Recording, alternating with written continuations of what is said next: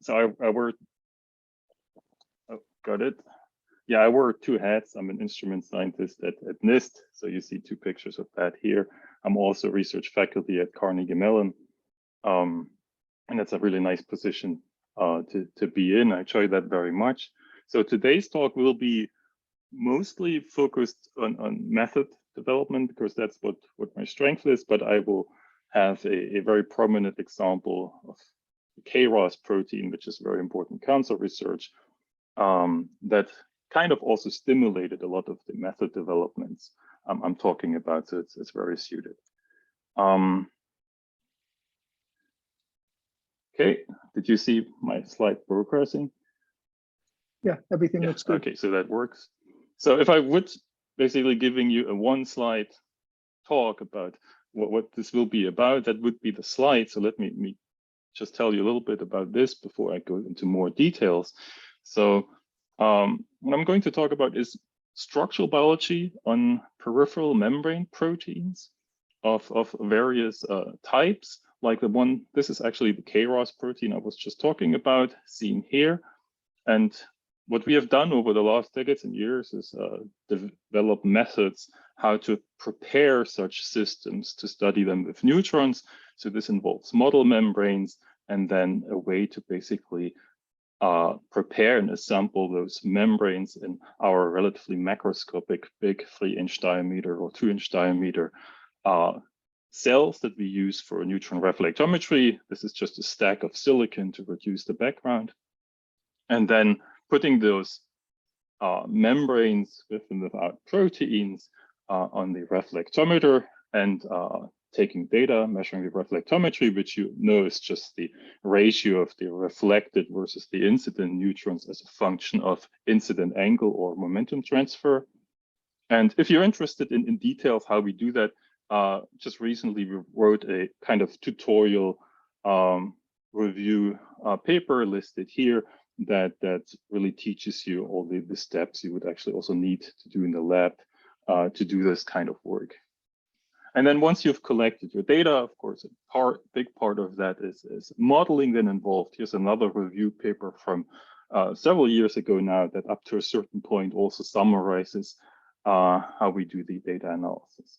And in short, what neutron reflectometry, very similar, of course, to X-ray reflectometry, gives you is a ensemble averaged, one-dimensional, low-resolution structural profile for membrane-associated proteins. So those were a lot of negatives, but the positive really under biomimetic conditions, meaning those samples here are solvent immersed, and we have control over all or most of the environmental conditions to study those proteins.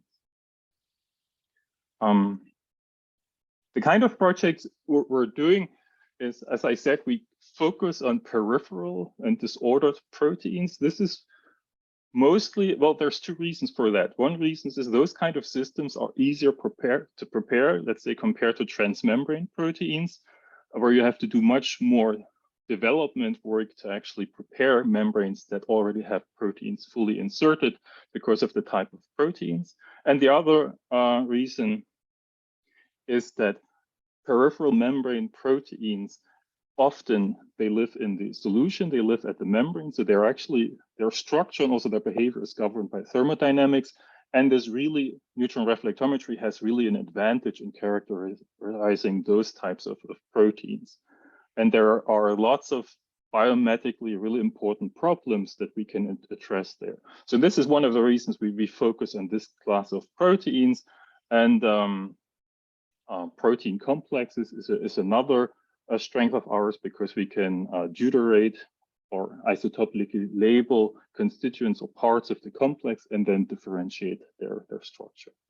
So we have done a lot of work in cancer research lately with groups from the NIH. So two of those publications are listed here. And also a large part of our work is in antimicrobial peptides.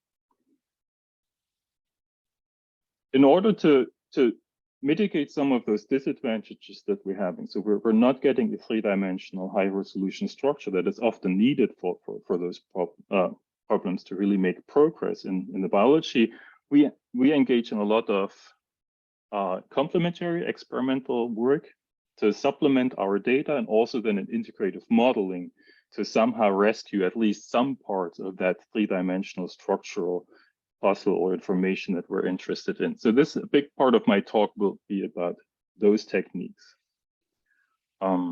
Just to give you an idea, proteins and membranes is not everything we do. We also work on a large range of other soft matter problems.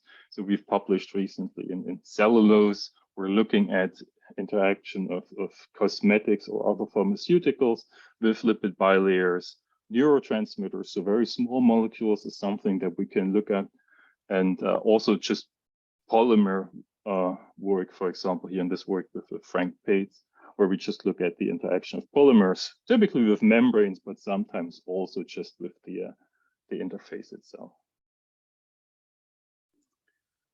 Okay, so over the last decades, we invested a lot of work in method development. Here, I want to present sort of two categories where we've been active until several years ago, which is, those are fields that are sort of mature now, but I still want to mention that. So we did a lot of work in model membranes.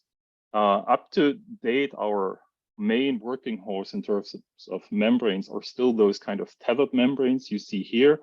So the last two publications you see here are in this field, where you basically have a lipid bilayer, so lipid molecules, but this lipid bilayer is tethered to the membrane using those tether molecules, which is basically a lipid molecule, which has then a functionalization at the head group, which is PEG, short chain PEG, and a thiol group that binds it to a gold substrate, which we know how to prepare very smoothly. And then there are backfilling molecules, small beta markup to ethanol to passivate the surface. So this is the model membrane system we work most with, but we also have some experience in polymer supported membrane. We can prepare membranes directly on silicon. We've worked with floating lipid bilayers. And we also have some experience with working on a Langmuir trough.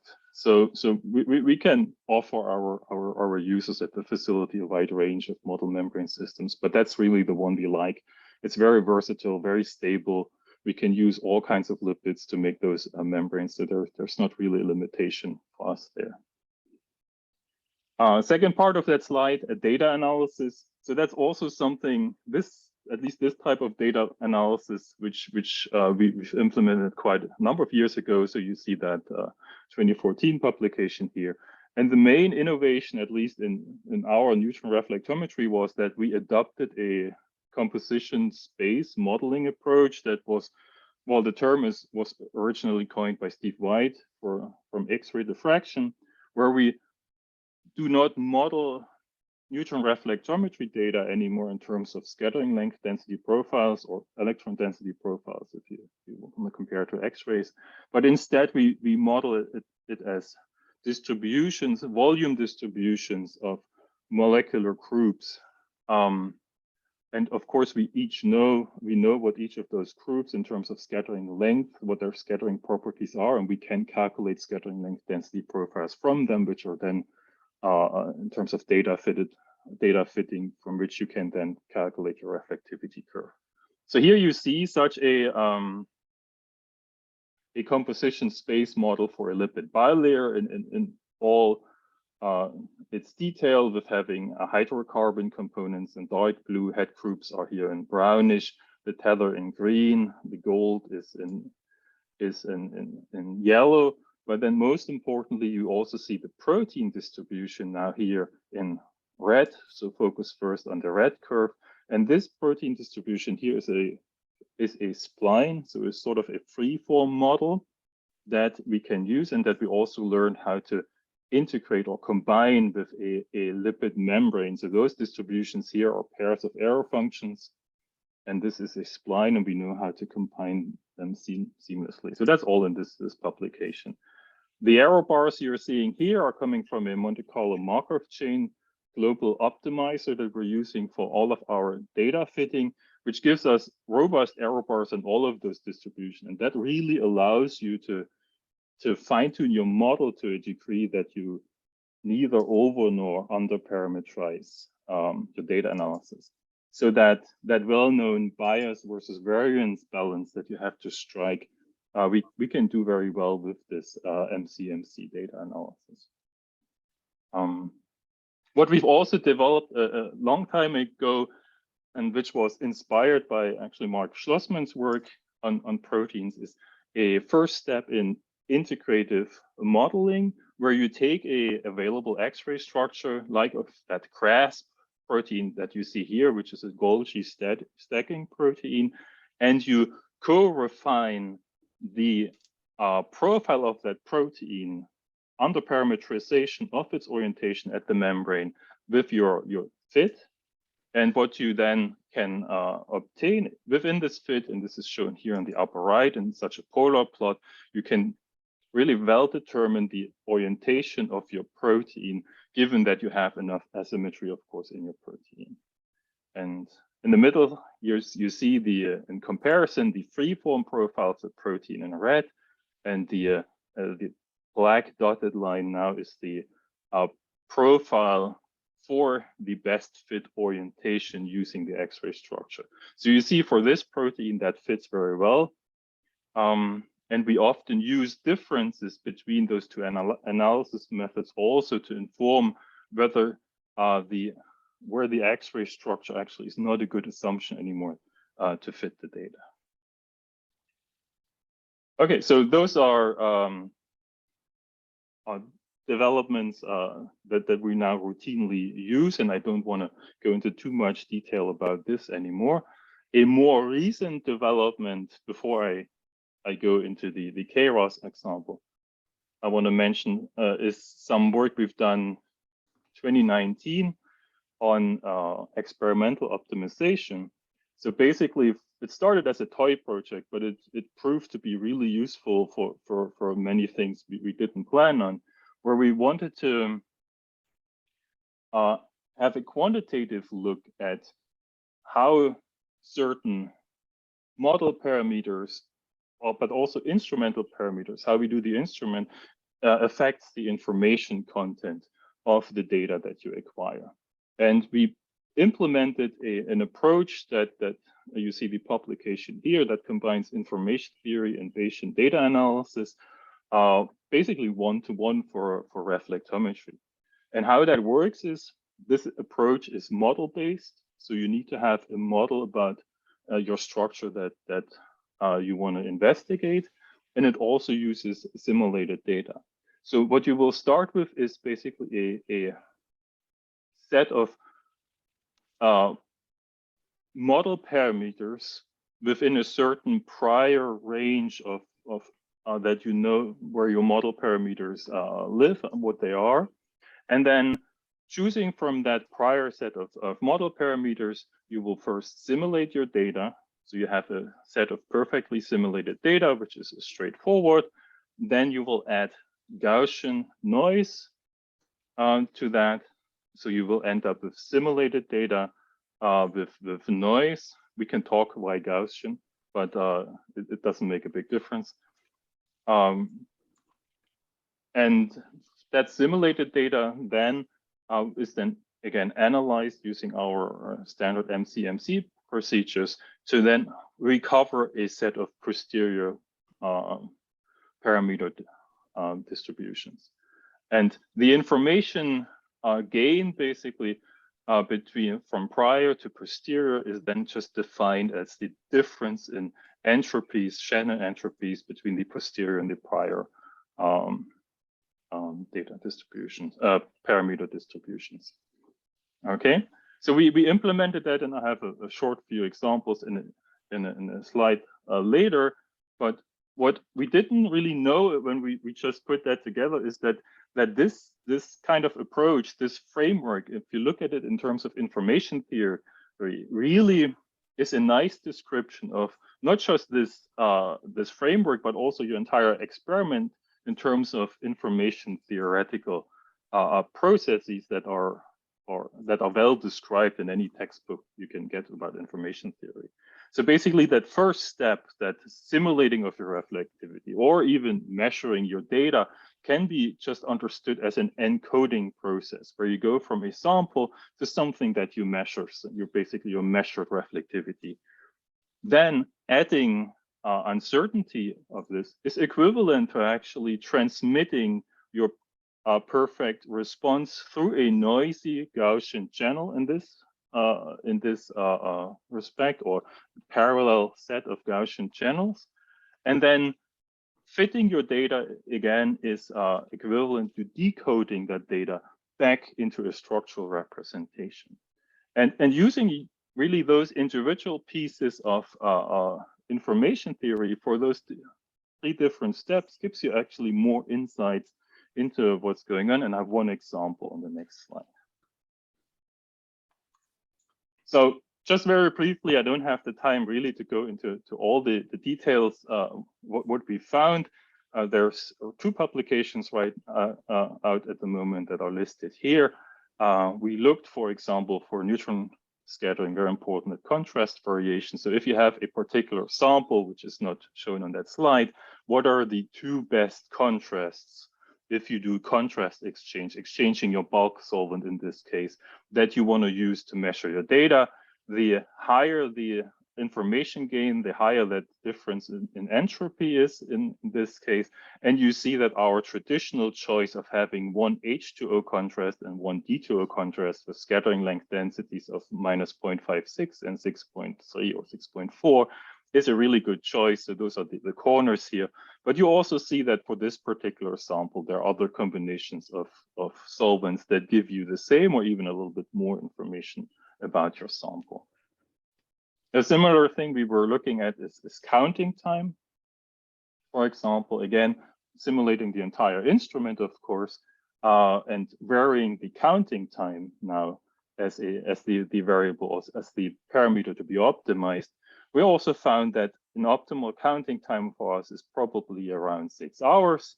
So you see then that your information gain rapidly rises in the during the first minutes, but then reaches this kind of region of diminishing returns. So 6 hours is a good point, and this is actually our measurement time that we typically choose.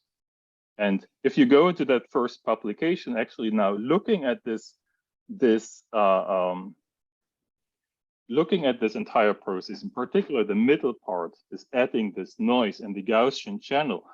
If you take the theory of that, you're actually able to fit that curve of counting that you see as how the information gain depends on the counting time. And you learn more about this. In this curve, for example, contained is the number of fittable parameters that actually carry information and so on. So that if you're interested in that, read that first publication of ours. I found that very insightful. And the third thing, what we could look at, for example, with this is what is the Q range you actually need to measure.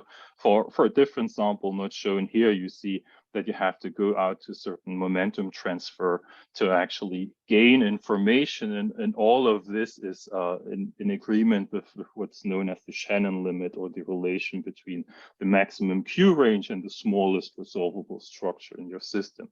So often with this work, what we were able is to quantitatively confirm empirical rules that were established before. But we got some useful insights, for example, when we were looking at protein deuteration levels that you need to have for a certain, to gain information about your system. So we learned, for example, we don't need a 80 or 90% deuterated protein to get the information. 60 to 70% is sufficient. And this sometimes makes a huge difference for your collaborator who actually has to do the deuteration. And this entire work also now we find very useful for efforts we have at the facilities regarding autonomous experimentation, where we can apply some of those insights and methods that we developed to shorten the measurement time for our experiments. Okay, so this is this was experimental optimization, something that's ongoing, but now I really want to talk about KRAS. So KRAS is a peripheral membrane protein. It is a GTPase, meaning it lives in a GTP and a GTP bound state. The GTP bound state is active. So once KRAS it lives at the cytosolic site of the plasma membrane, and once it is activated, it actually is able to recruit other proteins, signaling proteins, and initiate signaling cascades. Some of them related to cell survival and proliferation. And in cancer, this protein is mutated in a way that the equilibrium of that signaling is shifted towards the active form of KRAS, then leading to things like tumor growth. KRAS itself has this big catalytic domain, it's so-called G domain, and it has this disordered HVR, hypervariable region, which actually tethers it to the membrane by a stretch of lysine, so it's a very basic region, and also a phonosylation, so it's lipidated and charged. So we are interested in the structure of that protein at the membrane. We are also interested in the structure of that protein when bound to effector proteins. So one such effector protein is shown here as RAF, and we're working with constructs of that effector protein, for example, just the RBD domain, the RAS binding domain, and this is an X-ray structure here. So this first part of the example has been recently published. You can read about it in this citation here. Before we do structural work, we have to learn about the protein, about its thermodynamics. Our method of choice is surface plasmon resonance. So preparing a membrane similar like we would do for neutron reflectometry, but in an SPR cell, we can now add KRAS to it and measure its binding, the amount of protein bound, which is proportional to this SPR response. And you see as a function of charge in the membrane and concentration, you see different binding levels. So the higher concentration, of course, of your protein, the more binds, and the more charge is in your membrane, the more binds as well. So this allows us to characterize the protein and choose the right conditions for neutron reflectometry experiment. We also compared GTP to GDP bound protein and didn't find a significant difference, at least in terms of neutron reflectometries. So this kind of SPR studies is important for peripheral membrane proteins, since they are that flexible in their way to bind to membrane. Sometimes changing those conditions also really changes the structure of your protein at the membrane. So we explored that a little bit in this publication down here. For KRAS itself, that was not an issue. We didn't find any large dependence of the structure of that, but this is something to keep in mind, that this thermodynamics is something that needs to be characterized really well before you do an experiment. So we have the conditions for KRAS, they're just listed here. A certain buffer, we use the active and the inactive forms. The GTP is replaced by this non-hydrolyzable GPP NHP analog. Just makes it more stable. We collect our neutron data. You see the differences plus and minus protein. So we always first characterize the membrane without and then with protein. They're relatively small, although they're comparatively large for this protein here. And then taking this data set, basically, we perform the analysis that I've shown you before.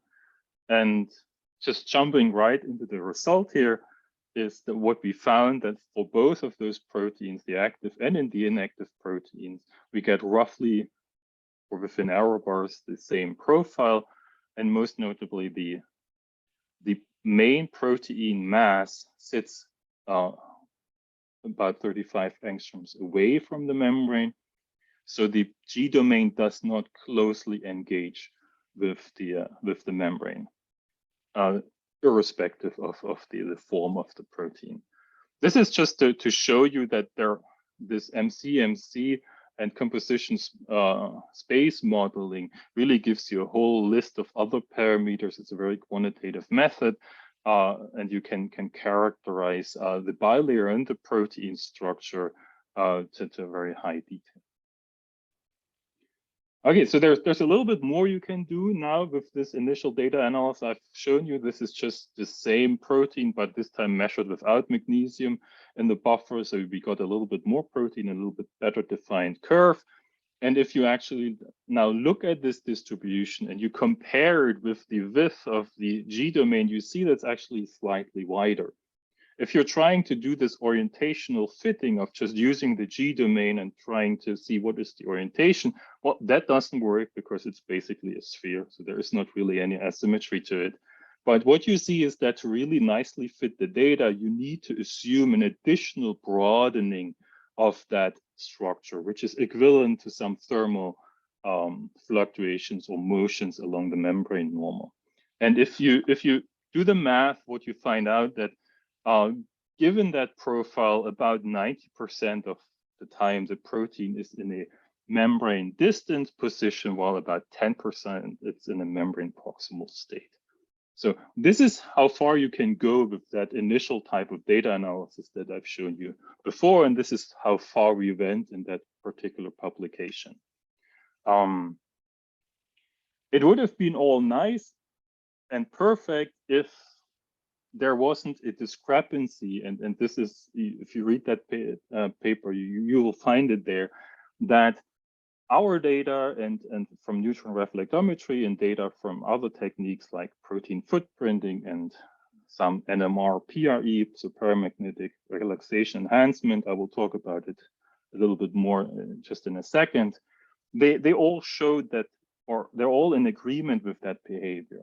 But in particular, molecular simulations suggest the exact opposite, that the G domain of KRAS is actually much closer at the membrane. It suggests that about 90% of the time, the G domain is actually in contact with the membrane and only 10% away. So that was a bit of a puzzle, but for the sake of this paper, we basically came up with a compromise saying, well, there is some equilibrium of KRAS where it is at the membrane and away, and we still have to work on what the exact numbers are. But the new thing and the innovation in this paper was really to describe KRAS as a very dynamic protein that hops on and off the membrane, even if we couldn't figure out what the numbers really were.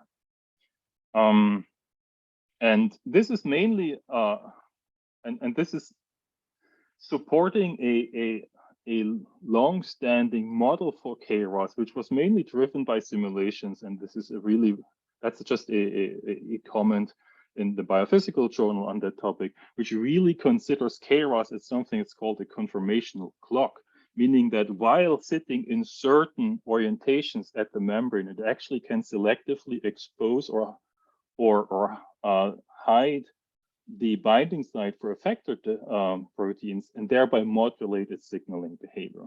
So that's why this discussion about is it 90% off the membrane or 90% on the membrane is significant.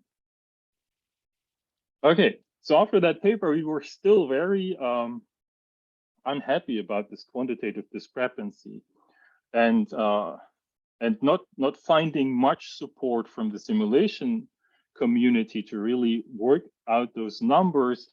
We kind of resorted to looking at that ourselves, so which kind of spurred some method developments, which might be even transferable to X-ray or absolutely to other projects. Okay. So what we did is in collaboration with Benoit Roux, University of Chicago, and certainly known, and also Arvind Ramanathan, now at the Oregon National Lab, we developed two methods where we can use an X-ray and a neutron protein profile and steer MD simulation by basically transforming that profile into a potential. So there are two slightly different approaches in those first two publications here that we implemented, but the result is the same. And so we now use the steering approach for KRAS. We call that the restrained MD, RMD. But in addition, we also implemented a Monte Carlo approach that should be running. Now you see hopefully the animation here, where we use SASE, which is a Monte Carlo simulation program developed at NIST, to also create a number of structures by, in this case, simply varying the hypervariable region, so the backbone torsion angles in the hypervariable region, while keeping the G domain rigid and while pinning the protein here at a certain point, which is kind of a virtual, which is kind of a reference plane, which we then in the end put at the hydrocarbon head group interface of the lipid bilayer. And then in addition, we also performed standard classical MD simulations shown here. So I think this is a free MD simulation, not a restrained MD simulation, where we just classically characterize, simulate KRAS the way it has been done much better and much more extensively before us. And what you see is that immediately while Monte Carlo simulation really explore a large range of distances of the G domain from the membrane, and this is what's plotted here. This is the distance of the G domain from the membrane, the center of mass, and this is just the histogram of it. The MD simulation, on the other hand, they rapidly collapse onto the membrane. So you see that here, the distances are smaller, the amplitudes are smaller, and this is of course reflected in the histograms. And the restrained MD simulation now kind of is in between. It is driven by the NR data away from the membrane, but it doesn't really assume such a wide range of distributions. Okay, so we developed this methods. This is all published in the Biophysical Journal publication here, the third one. And of course, now we can go ahead and compare those simulations to a variety of data to get some insight. Where does this quantitative mismatch come from? Straight comparison to NR, that's very simple. You can just use a standard Python package to do that. You see that the restrained MD simulation, as they're supposed to fit the NR profile very well, you see that the MD simulations, the blue is the simulation, the red is the data. They have the G domain or the entire protein mass too close at the membrane. But very surprisingly for this protein, the Monte Carlo simulation fit the data out of the box. So no adjustable parameters. Of course, now we have two vastly different distributions, this Monte Carlo distribution, this restrained MD simulations that both fit the data. So we need more data to nail down the structure of that protein. And there we add the next technique, which is NMR PRE.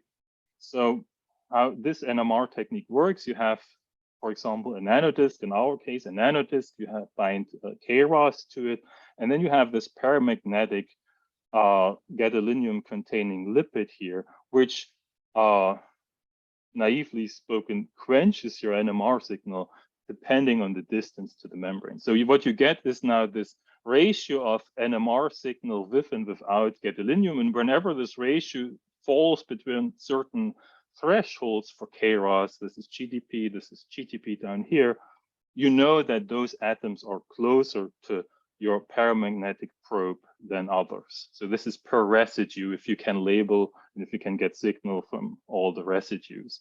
And for GTP, some of those signals are missing here. But now if you map those different levels on your KRAS protein, you get sort of an idea which parts are close to the membrane, but it's not yet very convincing.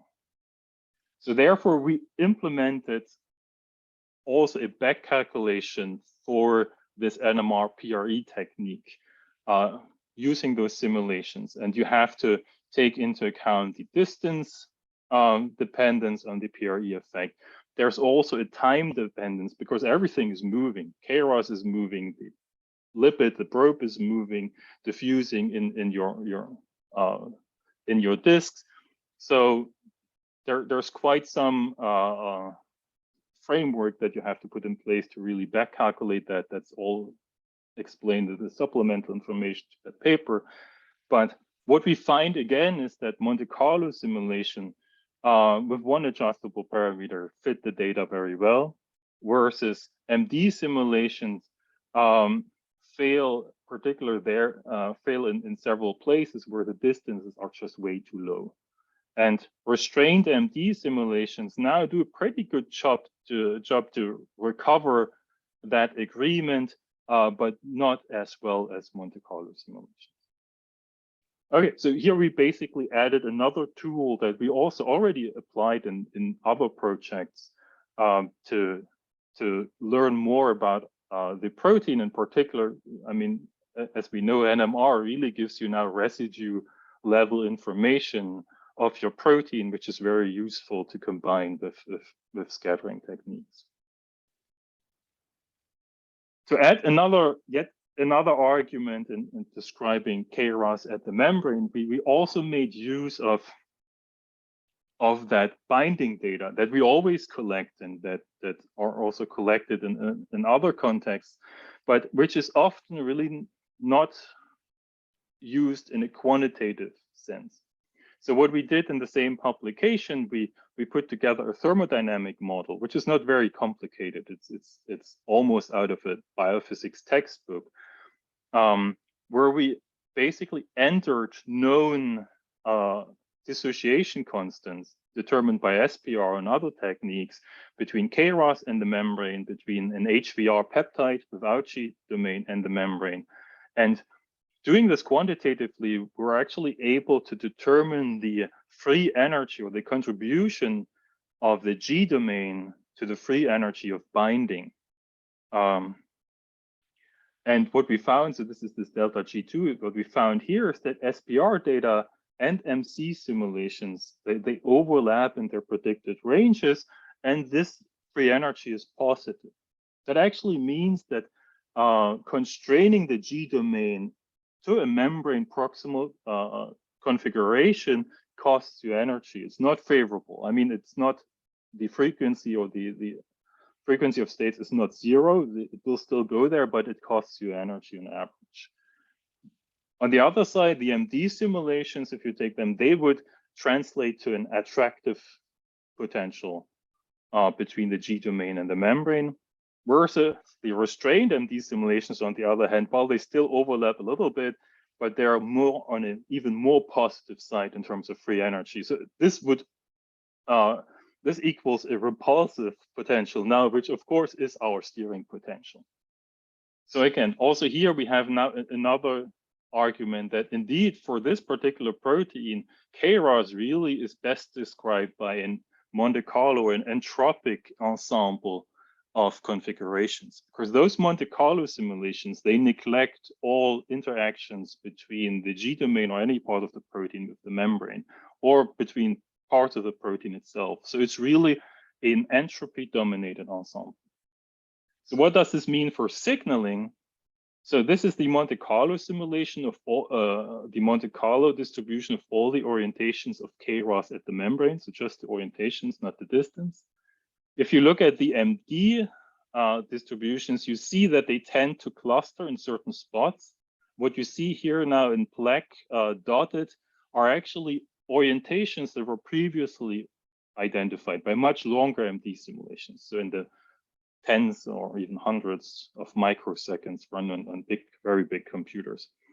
And you see that some of those orientations we reproduce, but because our simulations are relatively short, not all of them. And then you can, again, compare the restrained MD simulations. They do a pretty good job, again, to find a balance between the experimental data, which is best described by Monte Carlo, and the MD simulations, the way they are designed to. Okay, so what this tells us now for signaling this is that, at least for KRAS on its own, it is a much more dynamic protein than what MD simulations suggest. And most likely it will not assume for a long time those particular orientations that were previously identified, meaning it has much less agency about its own signaling behavior that what's currently assumed. So other external factors are needed to actually now modulate that signaling if it is necessary. And one other piece of, and we didn't really go into details why MD simulation lead to those results, but one kind of clue is giving you, if you take those MC distributions here, and you only look at the membrane proximal states that are contained in that MC simulation, then you suddenly recover those areas, those orientations that were previously identified in MD simulations, meaning there is a steric component or simply a geometric component to why those MD identified orientations are preferred, giving you some idea of what's going wrong. But we did not follow that really in detail. Okay, so I'm nearing the end. I just want to say we can do complexes with neutron reflectometry very well because we can separate distributions of differently labeled proteins. We've done that for KRAS, and you see here data for KRAS with RAF, this is the effector protein, RBD, RAS binding domain, and also a larger construct which combines the RBD domain with the CRD domain, which is the cysteine-rich domain. And this is part of the initial publication from 2020. And what we saw is that binding RBD now to KRAS leads to a rigidification, if that is a word, of the entire complex. So much less dynamic. And we can actually take this previously shown X-ray structure, do the orientational fit, and find a relatively well-defined orientation of that protein, which also matches well with NMR data, for example. So that's contained here. We have data on this larger complex. It's not yet published. We're currently analyzing it, but you see already here that the distribution is much broader, indicating a much more dynamic. We use the same techniques, MC simulations, MD simulations, to really get at the origin of this, also combine it with thermodynamic data. And when we do this, so our current, it's a little bit perplexing that RBD leads to a more rigid complex versus RBD CRD, on the other hand, is more dynamic. And we're trying to understand that. Our current understanding is that RBD is the well-behaved form of the two. So it makes sense taking into account the thermodynamics that we know, and also looking at those simulations where we come up with 60% in contact for 40% off the membrane. This is all very consistent. We can fit the data very well. What is not so consistent right now is CRD. So trying to explain why the RBD CRD complex is more dynamic based on the data is difficult at the moment. So we get only 24% membrane proximal distributions shown here in this preliminary plot, which is very comparable to what we got out for KRAS. And most likely what we're looking at the moment is this contribution of this really disordered CRD region and its entropic contributions. Those might be the reasons we don't have a good understanding yet why to explain the data. But that's what we're currently working on. And just two more slides. What I want to show you is we also have other proteins that we now use those methods. Another protein is ARF. That is another collaboration with NIH, with Andy Bird's group here. It's also a small GTPA, structurally very similar. It has a shorter HVR. Well, not quite right. The HVR also is structured, so it has this alpha helix, so it has a shorter disordered region. That's more accurate to say. And but otherwise, we get the same picture that the NR data is very well described by the Monte Carlo ensemble for this very similar protein. MD simulations, again, are a little bit, not as much, but a little bit too close in terms of distance of the G domain the membrane. And again, NMR-PRE data is just described by the MC ensemble itself. So very nice to see that confirmed, and we're also currently working on writing that up. And a last example where those methods quite made some impact, which is also a bit surprising, is another protein, HIV-NEF. That's a collaboration with Tom Smithkill's lab from University of Pittsburgh, where we're actually able, using those MC simulations and MD simulations, to discriminate dimer formation, or to identify dimer formation of the protein at the membrane. So something reflectometry usually cannot do because we don't have lateral information. But in this case, if you just do MC simulations of that NEF dimer, this is the dimer or the monomer, the distributions are different enough that now, in analyzing the data of NEF and also a hypothetic, well, it's not more than a hypothesis, so a non-dimerizing mutant of NEF, we can see that the wild type NEF is really almost perfectly described by 90 or 100% dimer, versus the non-dimerizable protein is described by either a monomer, so the monomer distribution, or even some collapsed monomer, as we would call it, where the NEF is really very close to the membrane. So that's another nice application of those methods that I just introduced. And with this, I want to end my talk and thank you all for your time and for being here. Thanks very much, Frank.